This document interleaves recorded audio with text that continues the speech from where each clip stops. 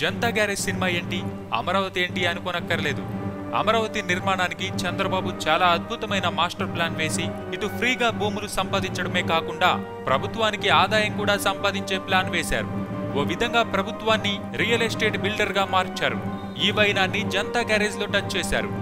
Janata garage లో villain 500 ఎకరాల slum తనకు ఇస్తే 250 ఎకరాలు డెవలప్ చేసి ఇళ్లు కట్టించిస్తా అని, మిగిలిన 250 ఎకరాలు తాను అమ్ముకుంటానని ప్రభుత్వానికి ప్రతిపాదన పెడతాడు.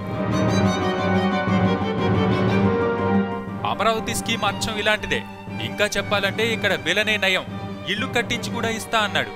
కానీ ప్రభుత్వం డెవలప్ చేసిన జాగాలు అది కూడా 10% ఇస్తామంది. దీనికి ప్రతిపక్షాలు అనేక సందేహాలు వ్యక్తం చేశాయి. మోహన్ లాల్ పాత్ర కూడా సినిమాలో అదే సందేహం వ్యక్తం చేసింది. ముందు సైట్లో అమ్ముకుని ఆ పైన ఇల్లు కడతారా అన్న మేరకు కట్టకపోతే అని ప్రశ్నిస్తుంది. సుందరమైన భవనాల మధ్య ఇళ్లు వద్దని మళ్లీ అంటారేమో అన్న అనుమానం వ్యక్తం చేస్తుంది. ఇవన్నీ అమరావతి విషయంలో వ్యక్తమైన అనుమానాలే. మొత్తానికి కొరటాల ఎన్టీఆర్ కలిసి అమరావతి భూముల స్కీమ్ను తెరపైకి తెచ్చారు.